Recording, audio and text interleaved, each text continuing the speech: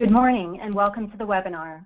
Thanks to the over 300 people who are joining us this morning on the web platform and to countless others following the activity on Twitter via the hashtag IMPINV for Impact Investing. Thanks also to John Cochran and the Council on Foundations for their support today.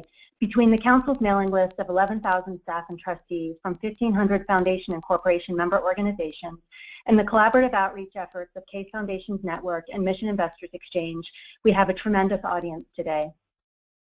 You will be able to follow the slide presentation online. If you experience difficulty, select the help option at the top of your GoToWebinar navigation panel for assistance.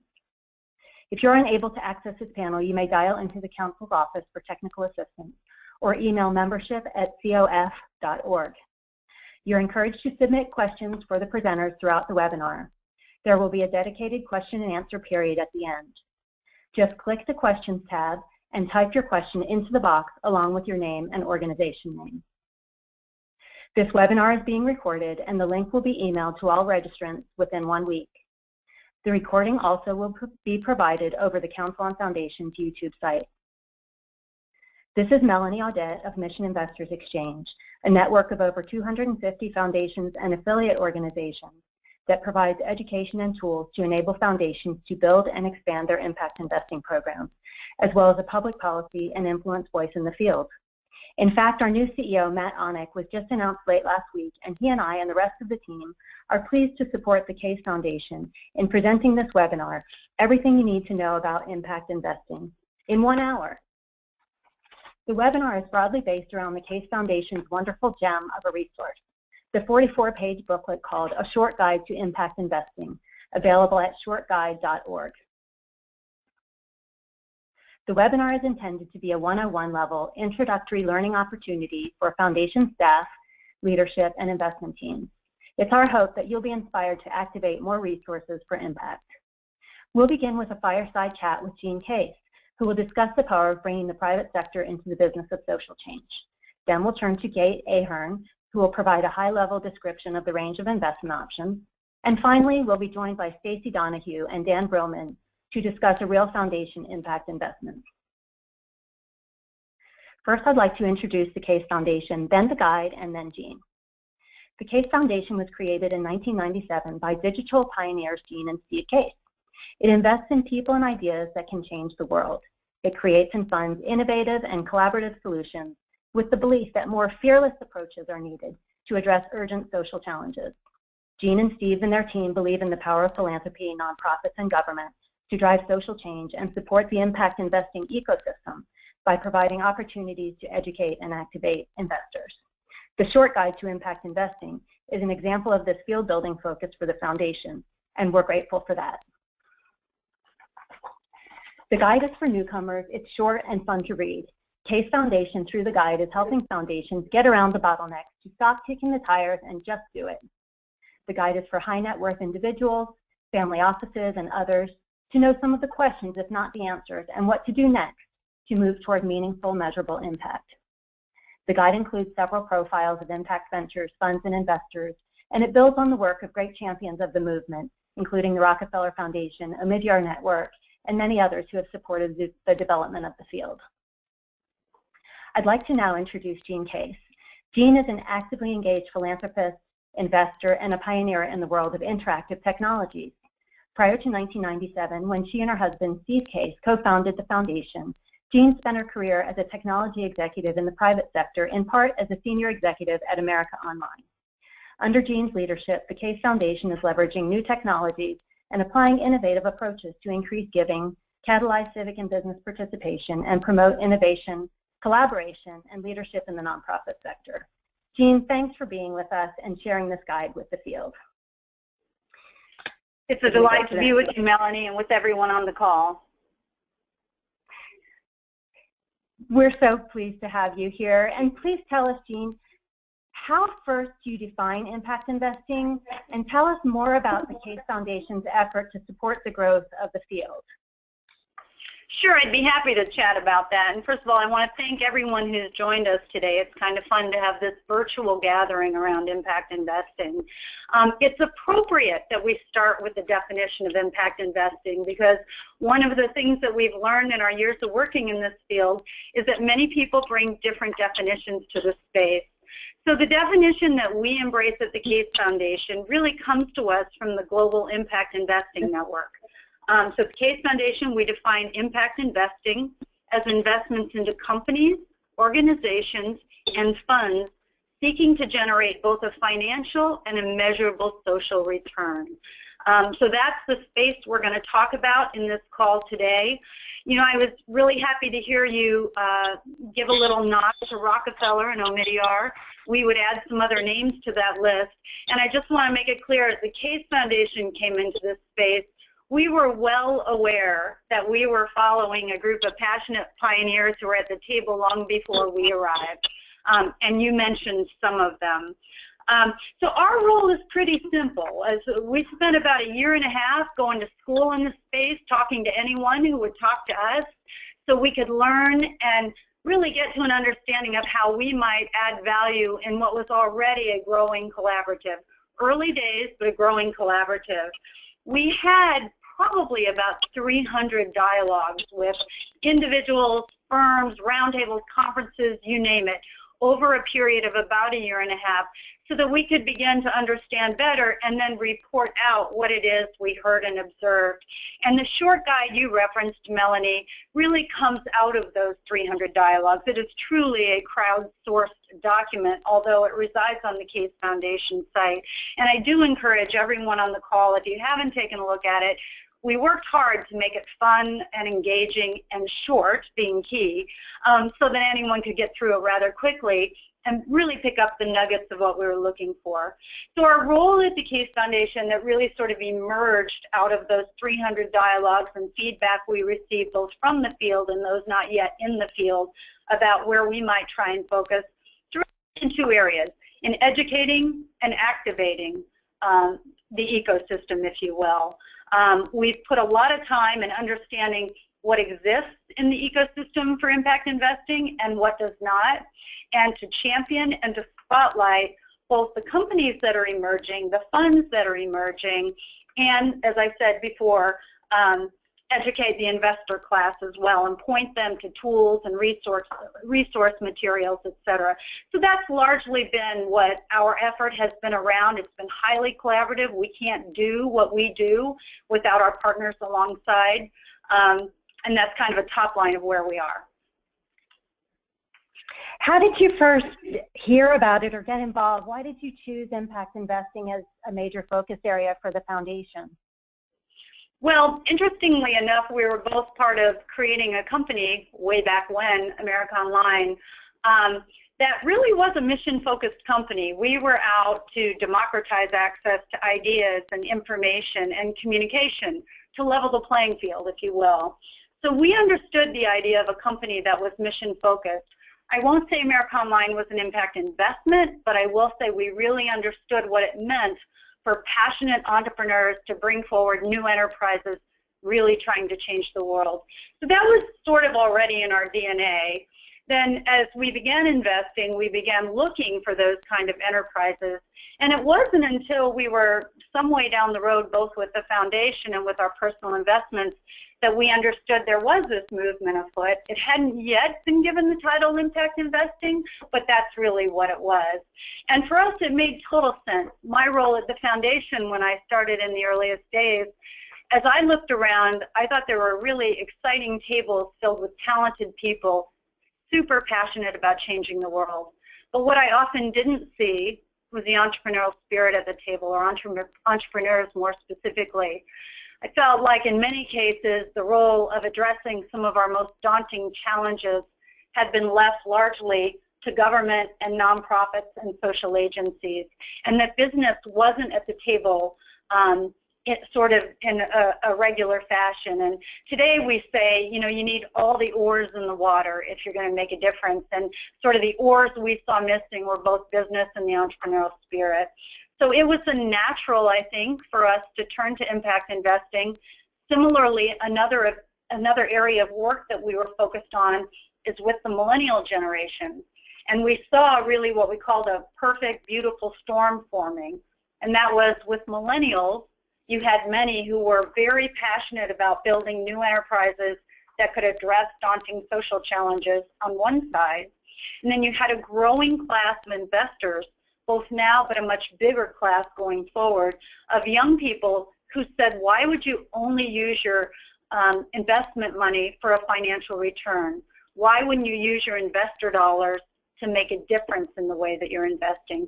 So we saw those two things coalescing. We learned more and more about what I referred to earlier as this nascent movement, and we were really excited to jump in. With this integration and the creation of this ecosystem, what do you find most exciting? Oh gosh, you know, it's funny. I wrote a piece in Forbes in the spring called "It's a New Inning in Impact Investing."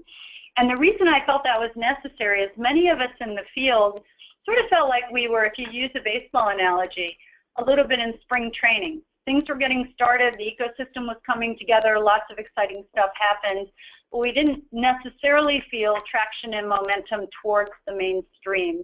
And I think what's happened in the last 18 months in the field has been nothing short of jaw-dropping, actually. If you follow movements and you look at sort of, you know, when that curve starts to really go seriously northward. So we're still very much early days, but a lot of interesting activity. And, you know, that includes some real significant major players coming into the mix. BlackRock, the largest asset management firm, announced that they'll have an impact investing focus. Prudential, last summer at the White House, we announced that they were making a $1 billion commitment to impact investing. Bain Capital just this year brought on Duval Patrick, the former governor of Massachusetts, to run their new impact investing efforts. And they follow, you know, big traditional finance like JP Morgan, Goldman Sachs, and Morgan Stanley. So those are just a few examples of some major players that have come in. A number of impact investing funds have closed this year on new rounds. Very exciting to see the traction there. New investor tools and research are coming forward, and I think we're going to talk more about that in this call, but very exciting to see some benchmark studies, some case studies around funds that have been out there for a while. These kind of meaty investor tools will make a really big difference. We've also seen great exits. Etsy, a B corporation, an impact investment, went public this year. Another company, Happy Family, that's focused on healthy baby foods, saw in its exit to Danone, it was sold to Danone, a 30x return for some of its earliest investors. So there was always a question around impact investing that if you're focused on a social benefit, will we be able to see the kind of exits and returns for investors that we want? And I think some of the recent activity has demonstrated that. And lastly, I would just say, you know, it's funny because in finance, you often watch where the leaders are going. And sometimes you're smart enough to see, wow, the leaders are going somewhere early. And in this case, if we take a look at the world-class investors that many of the most sophisticated investors follow, you'll see many of them going to impact investing, whether it's Bill Gates, whether it's Ev Williams from Twitter, whether it's Reid Hoffman. We've had just an unbelievable number of Mark Andreessen, people that, you know, usually set a tone coming over to impact investing. And I mentioned Forbes. I hosted a panel at the Forbes 400 and had on that panel Bill Ackman, considered by many to be the greatest hedge fund manager, and Jim Breyer, considered maybe the world's greatest venture capitalist. Both of them significantly committed to impact investing. So we're just seeing the tide turning here. Definitely still early days, but very, very exciting developments. Do you see more of the same with these new players, opportunities, the new funds, and now being able to move more towards measuring social impact? Where do you see the field headed from here? You know, I think it's an exciting time, as I said. I think that what we're going to see is the build out of the ecosystem more broadly. There have been missing pieces, and quite frankly, there still are missing pieces. We don't have what you typically find in a more mature market. There isn't really an exchange today. There isn't really, you know, a series of rating systems that exist. We still lack a robust set of investor tools that you would find in other categories of investment that are more established. So I think the field has a ways to go to continue to build out the ecosystem. But as I said earlier, I think I'm super encouraged that we will see more and more of that. And then finally, Jean, can you give other foundation leaders some advice about successfully broaching this topic? Yeah, well, I can certainly share with you what we found helpful. I think being in, you know, a mode of listening and educating yourself is probably most critical as you come into this space early.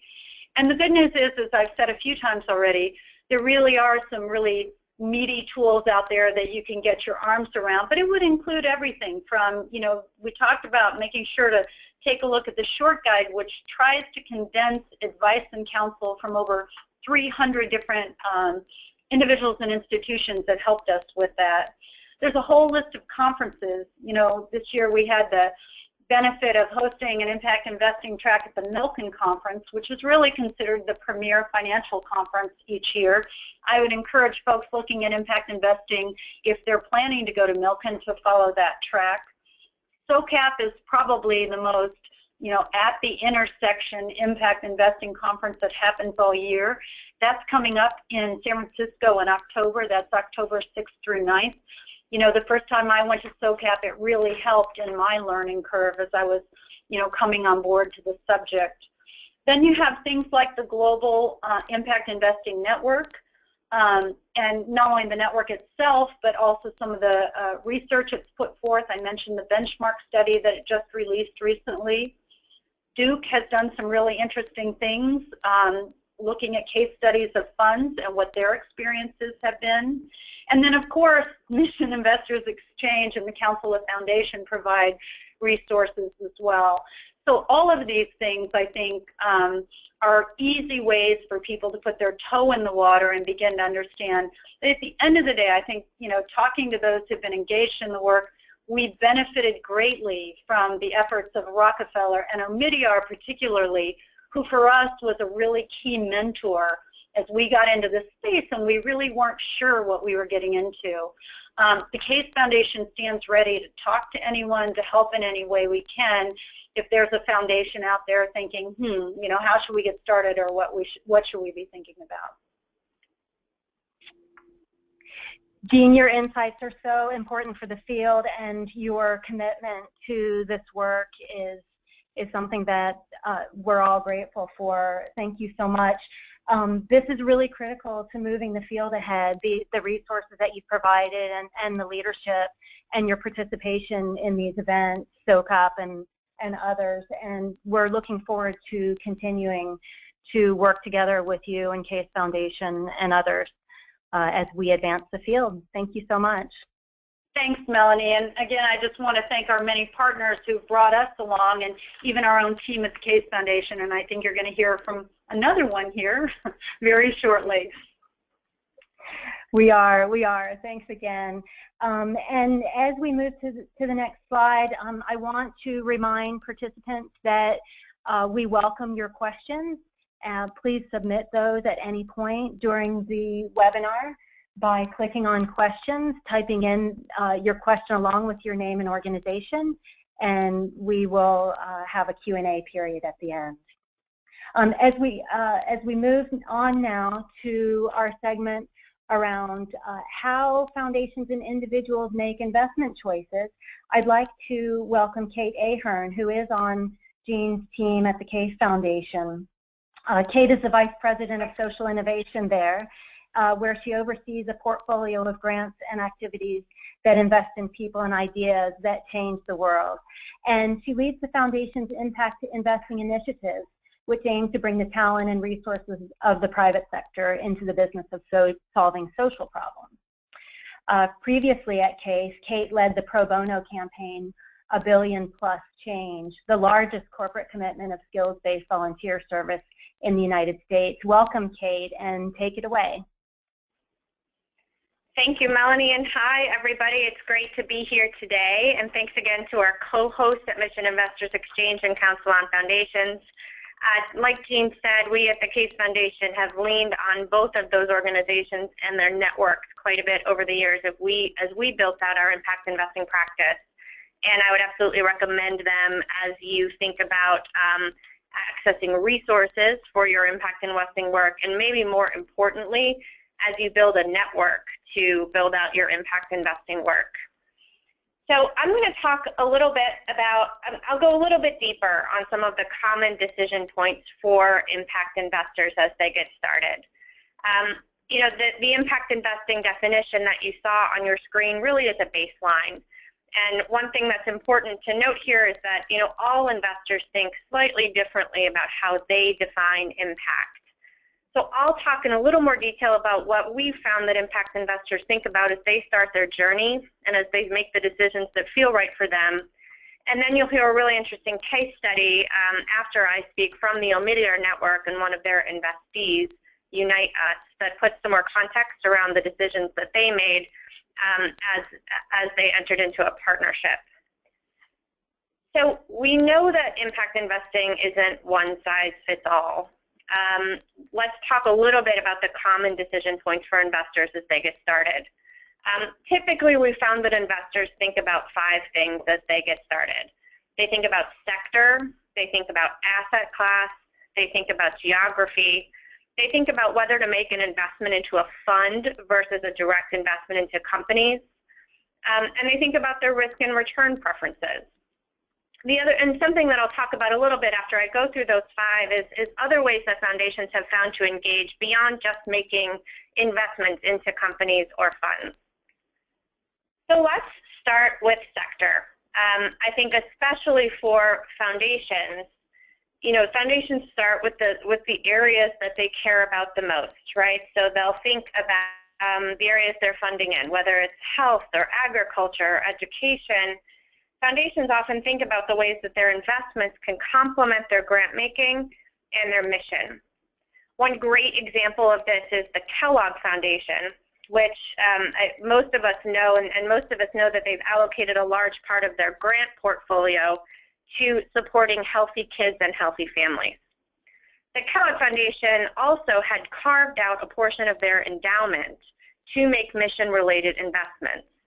And part of some of those investments have been into companies that also support healthy kids and families. So the Kellogg Foundation has invested in a company called Revolution Foods, which is providing healthy local school lunches to kids across the country. They've also invested into Happy Family, as Jean mentioned, which provides affordable organic baby food. You know, these were areas that they really care about in their grant making, but the Kellogg Foundation has said that making impact investments actually has made them better grant makers. They felt like they have a better understanding of the field as investors than they do just as grant makers. And, you know, Happy Exit in the form of Happy Family when they sold to Danone a few years ago. So we talk about sector. The second area that we talk about often is asset class. When we talk about asset class, you know, this is one of those issues that, you know, impact investing, we're still not a perfectly formed market. There's a few areas where we may disagree. Some people say that impact investing is an asset class on its own. Many others think that you can find impact investing opportunities really within any asset class that you might be interested in. And honestly, there's a lot more opportunities than there used to be. It used to be that we just thought about microfinance or early stage venture investing into a new company. But there are a number of other opportunities these days for impact investors to get involved across a number of asset classes. So I'll just give you 2 quick examples. In real assets, there's an investment management company called Beartooth Capital that buys dilapidated ranches in the United States, turns a large portion of each of the ranch into conservation land, and then also makes that ranch financially viable again. So they are, they're doing a good thing for the environment, but they're providing a return to investors in the form of sort of renovating these ranches. In debt, there's an organization called Root Capital that started a $15 million lending facility for African agricultural enterprises. And they're addressing really a huge gap in financing for these enterprises between early stage microfinance and more traditional, bank loans, and in a really large market. One important point to note is that you can sort of start from different places when you think about asset class. You can think about, I want to invest in specific asset class A, and I want to find impact investing opportunities within that asset class. Or you can say, I want to solve particular problem B. Let me find the opportunities in different asset classes to find opportunities to address it. So the third area that we talk about is geography. This one is sort of obvious, and we have to talk about it. But impact investors invest in their cities. They find opportunities across the country, or they go international. Many people, as part of a balanced portfolio approach, invest in many more than one area. Something particularly interesting that impact investors are doing is investing in emerging markets. And in many of these emerging markets, investors are focused on investing in businesses that address the 3 billion people who are a market at the base of the pyramid. One excellent example of this is Vinod Khosla, who started Sun Microsystems and who now leads a fund called Khosla Impact, which funds businesses, especially in India, that are serving this market. Some investors in the U.S. concentrate on what they call the domestic emerging market. They invest in companies that serve the about 50 million people in the United States that lack access to fresh food, quality health care, affordable services, financial services. And this is a really interesting growing area of impact investment potential in the United States. So the next area that we talk about is sort of, do we invest in funds or do we make direct investments into companies? Funds allow you to put more capital to work at once, right? They let you effectively buy expertise to manage your money in an area that you care about. On the flip side, direct investments are a little bit more work, but they let investors really tailor their engagement. And like in the Kellogg Foundation example, they help investors to learn more about a sector that they really care about. Obviously, many investors choose to invest in both. Many investors start investing in funds to sort of dip their toe in the water. And then once they're more comfortable, or once they have a particular area that they'd like to drill down on, they start direct investing in companies. The fifth area that we talk about is risk and return. And what's interesting in impact investing is that impact investors are balancing the risk of an investment really with two variables. What's the financial return and what's the social return? Some people group impact investors into either an impact first category or a finance first category. But like almost anything else, we think there's more nuance, and we think there's a spectrum of strategies that all investors use to find the balance that's right for them. So some investors use what some call a blended strategy. They say we're willing to take lower financial returns sometimes, in exchange for higher social returns. Some investors will say, no, that's not for me. I want to invest at a market rate, and I want to make impact. They don't think that there should be a trade-off, and so they choose, funds like a DBL or like an Elevar, which has produced great returns by investing in great companies. Some investors take a sector approach, so they'll make some market rate investments, some below market rate investments, and sometimes even grants to support all of the piece parts that really make a particular sector ready for traditional investors. And you have sort of the leader in this space speaking next in the form of the Omidyar Network, and so they've really been a pioneer in this sector approach. And finally, there's a group of investors who believe that social impact actually may deliver higher returns.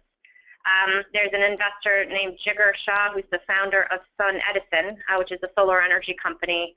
And Jigar says that renewables represent a market that's undervalued.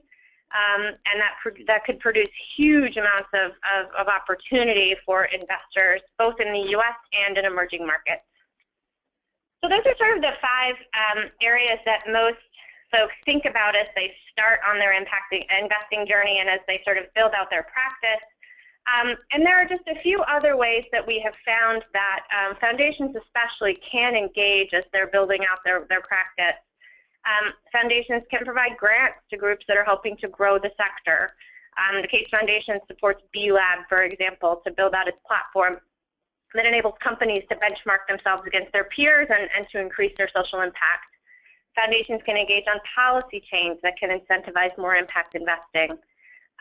The Omidyar Network, who you'll hear from, led an entity called the National Advisory Board on Impact Investing, which produced a report on federal policy options that can grow the sector. And the Ford Foundation, we're really excited, is taking the mantle of leadership on the National Advisory Board going forward. Finally, foundations can engage in shareholder activism and active ownership. Certainly can start with an audit of what they own and could be more active shareholders. And many foundations also have started to dip their toe into the water on social impact bonds. These are just a few areas where foundations can engage in impact investing beyond just impact investments. Of course, I could make this an hour-long presentation, but we've only got an hour, so I'm gonna pass the baton back to Melanie to introduce our next couple of speakers.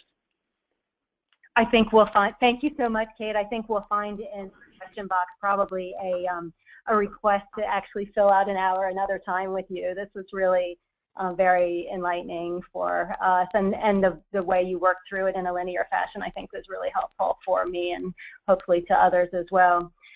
There's a quote in the short guide that says, "If opportunity doesn't knock, build a door."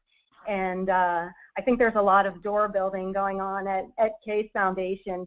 And I'll add on to that and say, in order to build opportunity, have conversations. And the guide itself is a way to begin those conversations. Chapter 6 goes through some of these concepts that Kate explained. It's called Impact Across Asset Classes.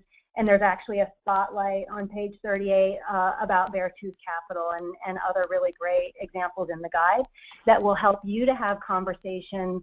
And those conversations are changing around the boardroom table and in unlikely places. And I think our next speakers will provide an example of that taking place. We are turning now to Stacy Donahue and to Dan Brillman, who are going to lead us through a case example from idea to investment. And I'll start with introducing both Stacy and Dan, and then we'll have a few questions with them. So Stacy is an investment partner at Omidyar Network, where she leads Omidyar's governance and citizen engagement initiative in the U.S. And in this role, Stacy works to improve the relationship between citizens and government by promoting citizen engagement, government accountability and effectiveness, and improved public service delivery. Her portfolio includes Code for America and Global Integrity, where she's a board member, as well as See, Click, Fix, Tummel, DataKind, and News Deeply. And prior to joining Omidyar Network, Stacy spent 9 years at Hewlett-Packard. Then on to Dan Brillman. He's the founder and CEO of Unite Us, and he's passionate about helping others and tackling tough issues. He'll tell us a little bit more about Unite Us during the call today. But after graduating from Yale University, he entered the finance world in New York City. But like many in our field, he knew that he wanted something more. And he joined the Air Force Reserves as a pilot, and he still serves today. And after several combat deployments, he attended Columbia Business School, where he happened to meet his Unite Us co-founders. He's also a part of Scout Ventures, a venture capital firm, and he enjoys all sports, and especially the teams from Philadelphia. So Stacy, let's begin with you, please, and welcome. Thank you for having me. We're so pleased that you and Dan are here to tell us your story. The storytelling is what inspires people to really begin this work. And I'd like to begin with you hopefully telling us about Omidyar Network, And perhaps you can explain the unique structure at ON and how, as an investment partner, your work is situated with regard to grant making, PRIs, or program-related investments and investment decisions generally. Absolutely. So Omidyar Network, for those of you who may not be familiar, is a philanthropic investment firm that was created by Pierre Omidyar, who's the founder of eBay, and his wife Pam. And we've just recently celebrated our 10th anniversary. And we are focused on empowering individuals to create opportunities in their lives and the lives of those around them. When Pierre and Pam started Omidyar Network, it was originally a family foundation. And over time, they realized that as they'd experienced with eBay, there is opportunity for for-profit companies to have social impact. Of course, when Pierre created eBay, he was not necessarily intending to create social impact per se, but realized that the power of a technology platform to connect individuals around shared interests actually ended up having incredible economic impact for millions of people who created livelihoods around eBay. So that experience really inspired them to think differently about their philanthropy. And so they created Omidyar Network, which, as you alluded to, has a somewhat unique structure of having both an LLC for making for-profit investments, a limited liability corporation, as well as a foundation for making grants. So we have two key approaches here, as you'll see on the next slide: flexible capital, as I mentioned, and also a sector-based approach, as Kate had alluded to previously. So we orient our work around 5 initiative areas, and you see them here: consumer internet and mobile, education, financial inclusion, governance and citizen engagement, which is the area that I focus on, and property rights. And we really think about when we're doing either grant making or for-profit investing, how to solve a problem. It's problem first and financial tools second. And so we look to have social impact as our first and primary goal, and then according to what the financial tool is that we're looking to utilize, we may also be looking at financial return if it's in a for-profit context. You'll see on the next slide that to date we have deployed about $850 million in capital with a roughly 50-50 split between for-profit investments and nonprofit grants. And I should also say that we are global in our focus and scope. We have 5 different offices. We're headquartered in California, but we also have offices in DC, London, Mumbai, and Johannesburg. And about 70% of our portfolio is invested outside the U.S. How long have you been doing this work, Stacy? How long has Omidyar Network been doing this work? It's been about 10 years in total, although I'd say it's really accelerated over the past 5 years or so. Impact investing, as has been noted, has really been picking up steam during that time. And we've grown substantially during that same period from about 40 people 6 or 7 years ago to about 100 people today globally, and that gives you a sense of the acceleration in the deal flow and the type of work that we've been doing. So that's great. A little bit about. Sorry, go ahead. Thank you so much, and you truly are pioneers. For anyone doing this work for almost 10 years, it's you've been very early, and you have a unique perspective on the work and the acceleration. So this is really helpful. Thank you. Thank you. Thank you for the kind words. And now I'd like to introduce Dan Brillman. Dan is the CEO of Unite Us, which is one of Omidyar Network's recent investments in our governance and citizen engagement initiative. So now I'll hand it over to Dan to tell you more about Unite Us. Thank you very much. So I'm the CEO here at Unite Us, and I want to thank everyone for putting this on and inviting us here. We're a technology company, and our overall mission is connecting citizens to local coordinated care. Our platform, as you can see on the screen, and our software as a service initially focused on solving a large fragmented support system in the human services industry and connecting our 22 million veterans and 35 million military families with local resources, services, and care. And what we really aim to do is empower communities, cities, and states across the country to be more efficient in their service delivery by coordinating their services together.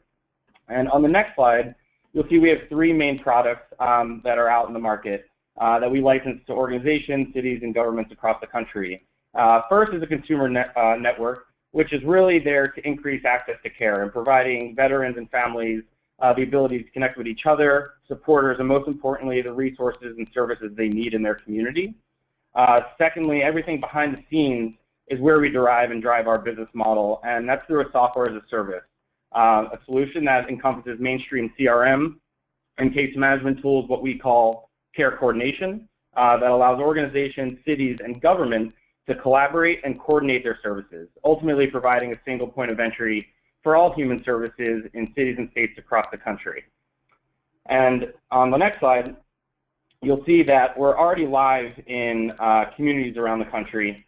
And for this example, I think it's a slide before that, it shows where we are live. And New York City is a great example, where we've taken 50+ public, private, nonprofit organizations and streamlined their care. We've broken a lot of barriers down with having 200 practitioners, care workers collaborating, coordinating their services. And ultimately, this has provided a single point of entry for all human services, ultimately making impact very measurable for those investing in it. And what's interesting about and related to this call is that this is funded by both the private sector and philanthropy. So getting multiple agencies that have different interests involved to actually put money towards something that is, greater than their core mission.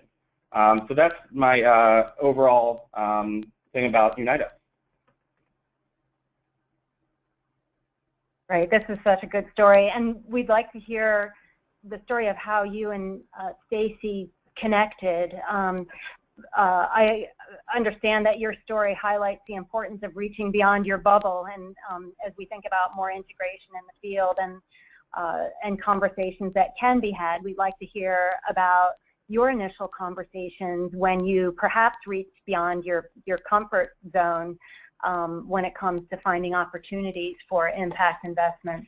And so we'd like to hear then from Stacy, if you would, Stacy, the story of how you two met, and then Dan, how you approached the topic of investment with Stacy. Okay, well, I'll tell my side of the story first, Dan, and then you can go. So in our governance and citizen engagement initiative, we have a focus area on civic tech, which for us is defined as technologies that are intended to enhance the relationship between citizens and government by giving citizens more voice and by facilitating more fair, effective, and efficient government service delivery.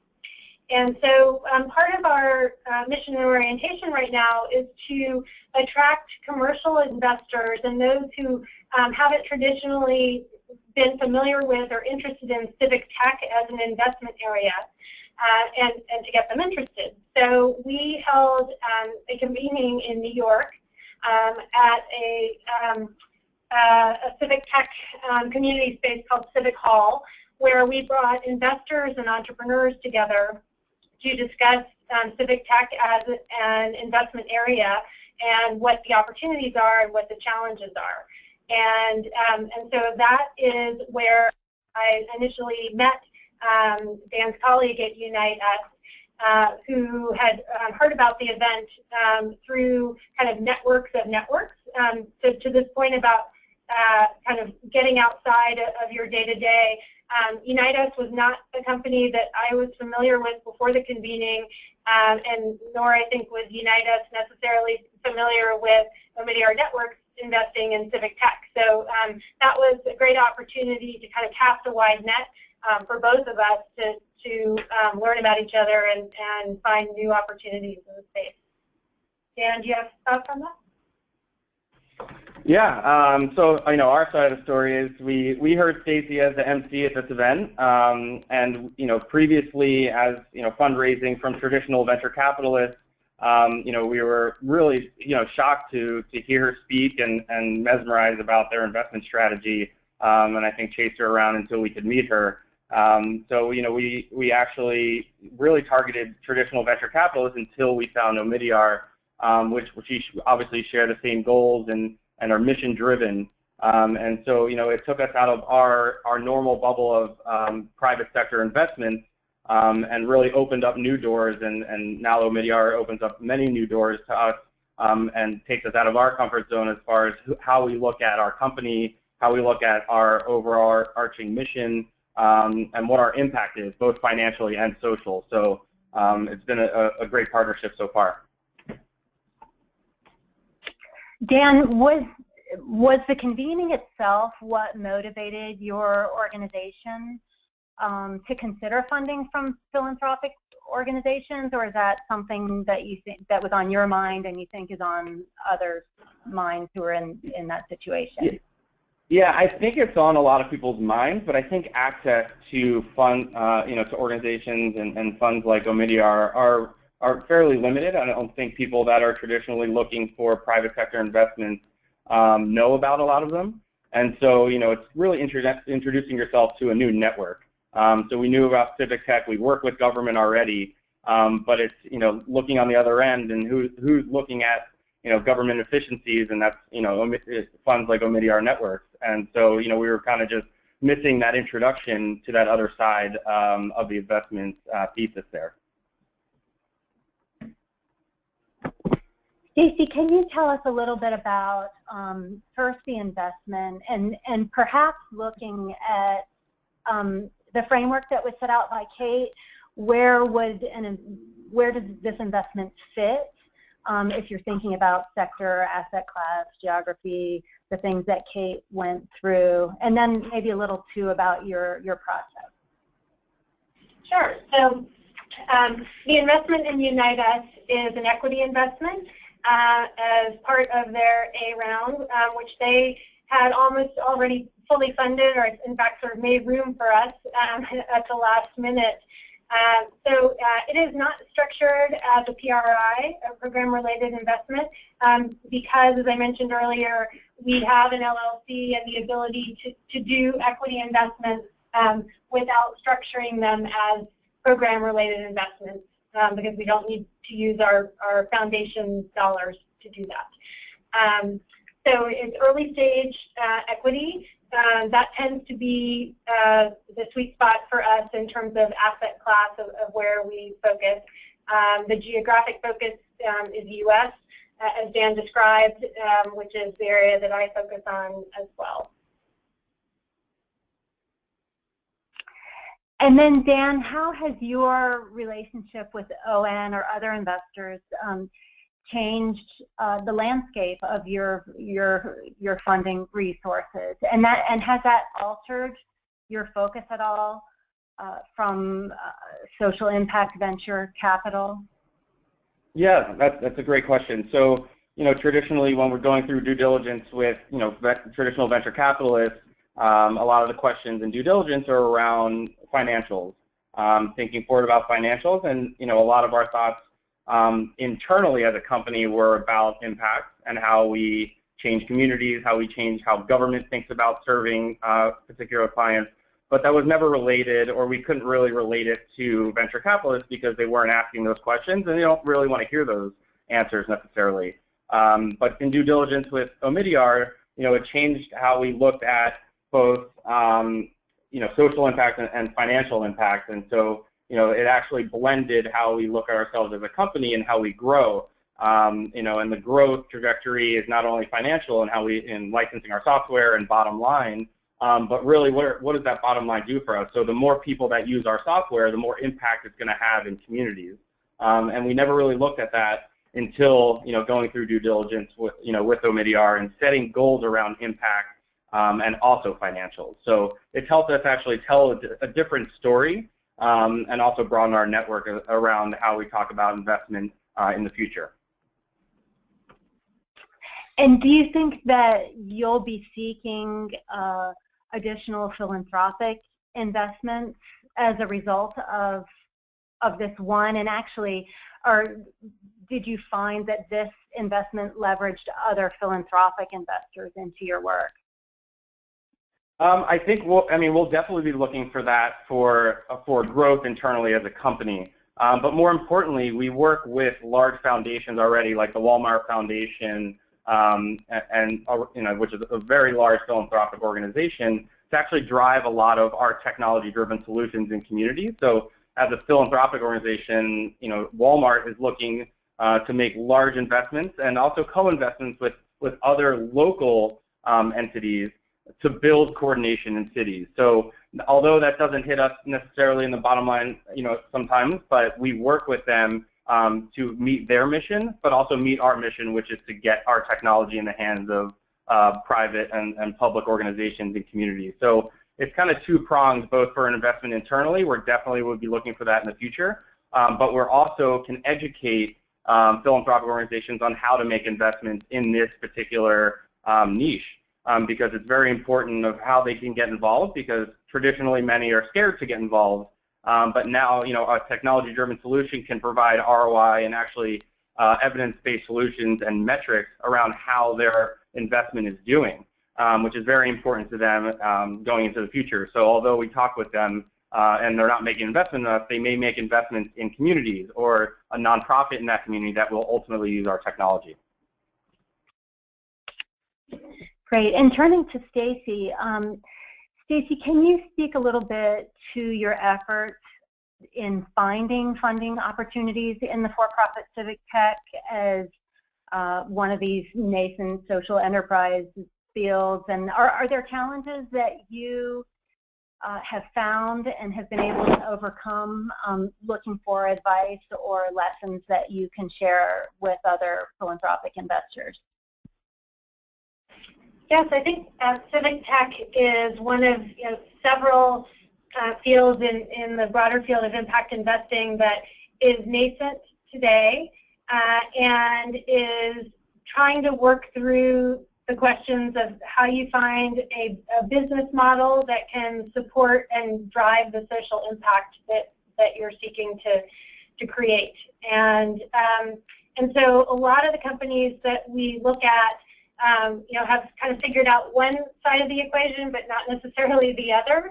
And so we work pretty intensively with organizations that we invest in during the diligence process to really understand whether there's a vision for both sides of that equation, because if you don't have a business model, ultimately you won't be able to drive the impact that you're seeking to have. And I'd also observed that in this space in particular, there are a lot of organizations that are seeking funding who have not been able to tap into funding sources. So in some ways, our deal with Unite Us was a little bit unusual in the sense that they already had a lead investor and had basically filled the round. I find it's more often that companies are looking for a lead investor and really having to work quite hard to fill rounds in these early stages. So I think the implication for foundations who might be interested in this sector is that it can require a fairly hands-on approach in terms of the amount of time dedicated to working with the company on the business model and the social impact side, as well as trying to identify other funders to come into a round.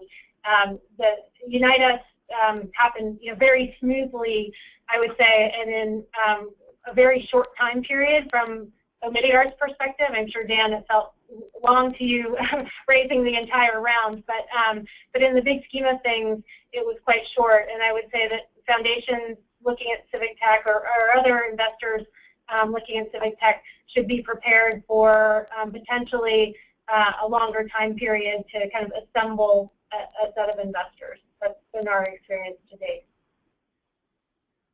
We have a couple of questions for both of you, and the first one is for Dan from Carl Stauber of Danville Regional Foundation. He wants to know how your other equity investors see your investment from Omidyar. They see it as a great value add.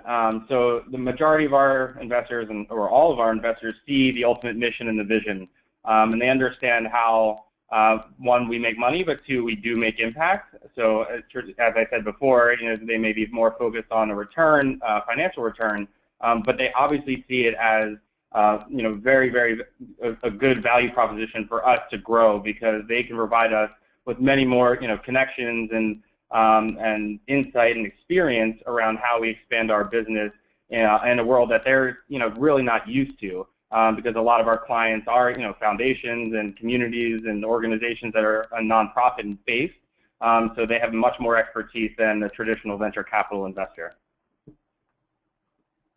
And then another quick question for you, Dan, is from Bobby Pastronk from Ruth Mott Foundation, who would like to know if these investments replace any government support for your work? Yeah, that's also a great question. So what we started out proving our model in New York City was a large initiative funded by the Institute for Veterans and Military Families at Syracuse, where they have a big collective impact arm. And so this initiative around coordination of care was funded by the private sector through them. So funded, together by I think 5 or 6 different organizations, including Walmart, USAA, Mental Health Association, Robin Hood in New York City. So all of them co-invested in this from a private sector standpoint to prove that coordination is more efficient. And what that has taken was we wanted to prove to the New York City government that this could be a long-term solution for the government to take on. And that's exactly what's happening now. Is the mayor's office is looking at this as as a long-term solution, which could be it's not done yet, but that's what our goal was, to prove that model to the government, to look at that, not only for local government but federal as well, for the VA to look at coordination of care and collective impact as well, from a technology perspective. Great. This is a more general question, and anyone can chime in, including Kate.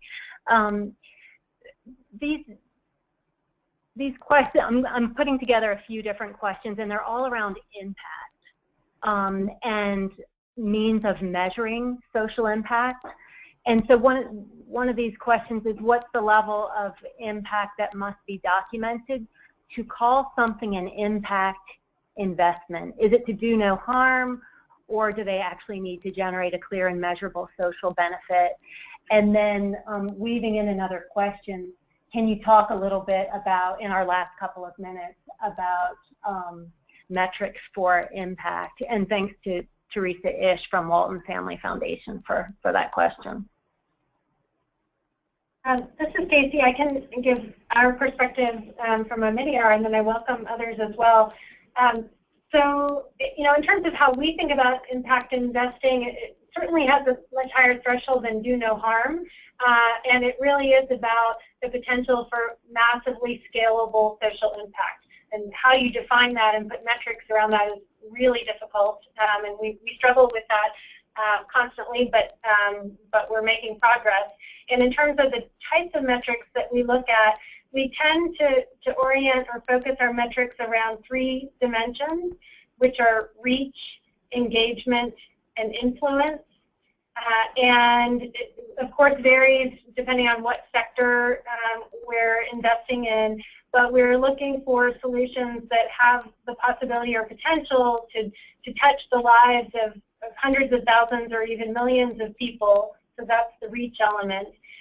But beyond that, we're also looking for some sort of level of engagement or exchange with folks. So, just touching a life or giving someone access to something, it doesn't really mean anything if they're not using it and engaging with it. So we also measure that.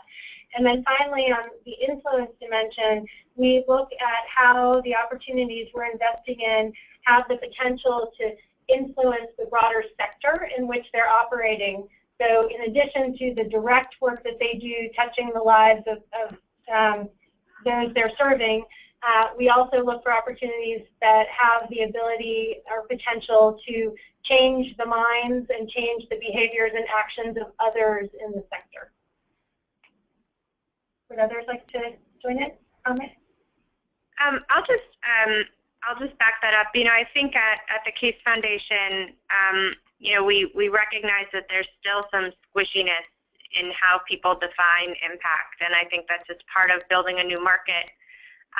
You know, the way that we have thought about it is sort of a three-part question about companies. Does the company have intent to create a social impact as well as a financial return? Has the company committed to measure whether it's meeting its goals? And is the company transparent, you know, about the fact that it is or isn't meeting its goals and how it's doing? And that's sort of been the default that we have resorted to and have seen that, you know, most of the time the market will decide if that's, you know, good enough for them for an impact investment. We're nearing the end of our time now, and I want to thank all of you for your commitment to this work, to sharing your stories, and to creating these new resources for impact investing, in particular to you, Kate, and to Jean for all of your work to advance the field. And we want to thank participants for joining with us and for submitting your questions, and we look forward to the next time together with you. Thank you.